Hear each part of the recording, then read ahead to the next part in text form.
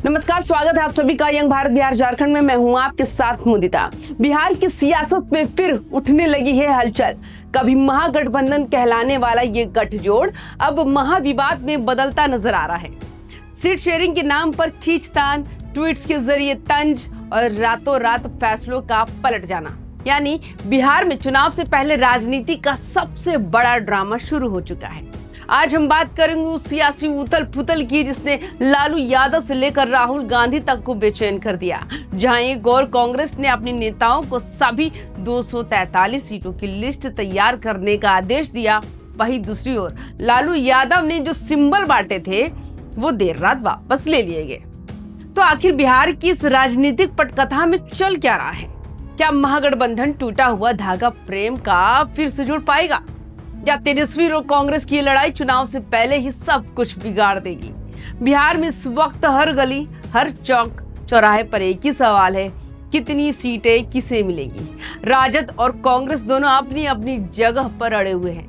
राजद कह रही है कि कांग्रेस को 50 से 55 सीटें दी जाएंगी, लेकिन कांग्रेस साफ बोल रही है 65 से कम पर बात ही नहीं होगी। कांग्रेस का दावा है कि उसके पास इस बार का संगठन है, चेहरा है और वोट शेयर भी। वो अब राजद की छत्र छाया में नहीं रहना चाहती। इधर लालू यादव ने तो सोमवार की रात को अपने 10 उम्मीदवारों को सिंबल भी दे दिए। बेगूसराय की मटिहानी से बोगो सिंह, भोजपुर के संदेश से दीपू यादव और परबता से संजीव सिंह को टिकट मिला।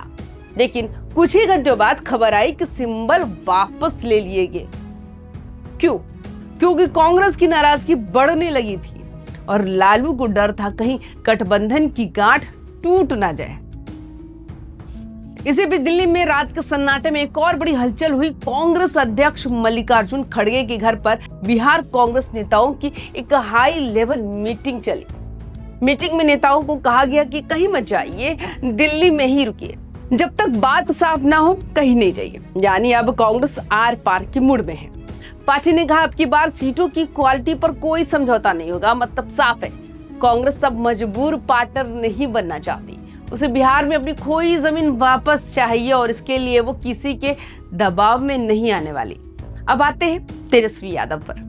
तेजस्वी दिल्ली गए थे, उम्मीद थी कि राहुल गांधी से मुलाकात होगी, सीट शेयरिंग पर बात बनेगी। लेकिन तेजस्वी बिना राहुल गांधी से मिले ही देर रात पटना लौट आए। यानी तस्वीर साफ है, मुलाकात नहीं हुई, बात भी नहीं बनी।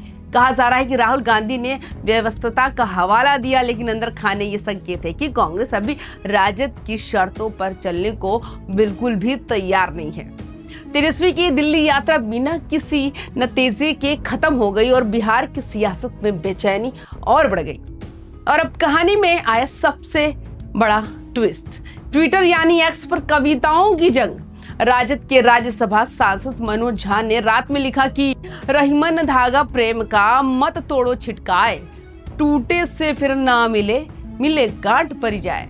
यानी गठबंधन की डोर मत तोड़ो, क्योंकि अगर वो एक बार टूट गई तो फिर जुड़ती तो है लेकिन गांठ रह जाती है। मनोज झा का ये शेर सीधे सीधे कांग्रेस की ओर इशारा था। अब कांग्रेस कैसे चुप रहती? कांग्रेस के सांसद और शायर इमरान प्रतापगढ़ी ने जवाब दिया, पानी आंख में भर कर लाया जा सकता है, अभी जलता शहर बचाया जा सकता है। इमरान का मतलब साफ था, अभी वक्त नहीं गुजरा, सब कुछ संभल सकता है। लेकिन कहानी यही खत्म नहीं हुई।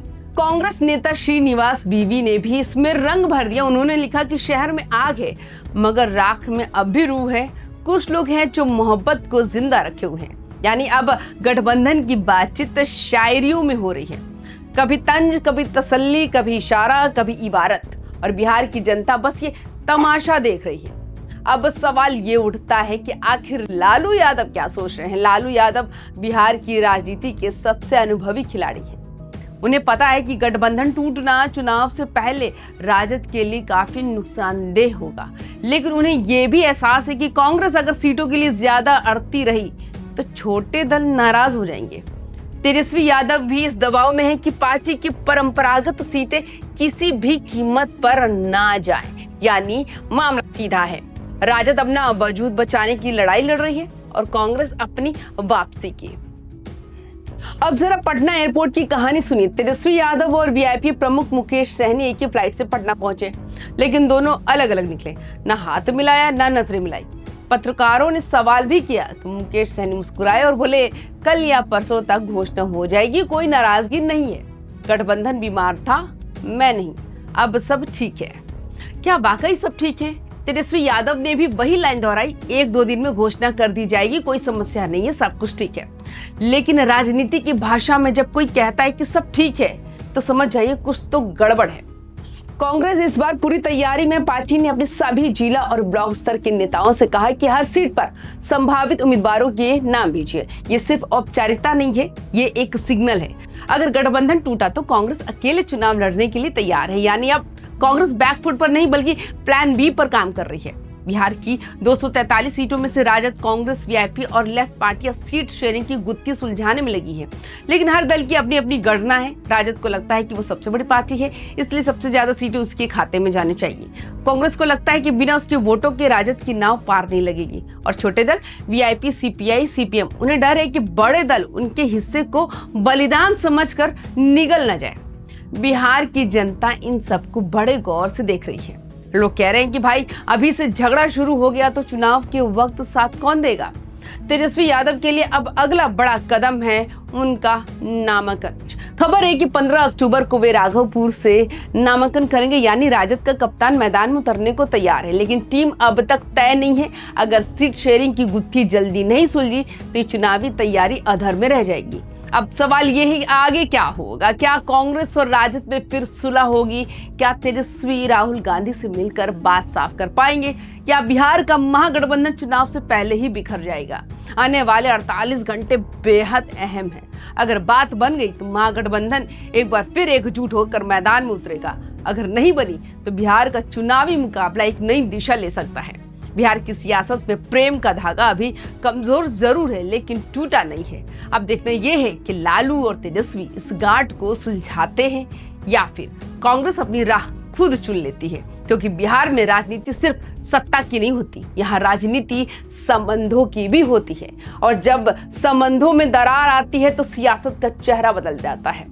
देखते रहिए बिहार की सियासी कहानी का अगला अध्याय, जहां हर सीट के पीछे एक ड्रामा, हर ट्वीट के पीछे एक मैसेज और हर खामोशी के पीछे एक रणनीति छिपी है। तो आपको हमारी ये वीडियो कैसे लगी हमें कमेंट्स करके जरूर बताइएगा। बाकी तमाम खबरों के लिए यंग भारत को सब्सक्राइब जरूर करें। नमस्कार।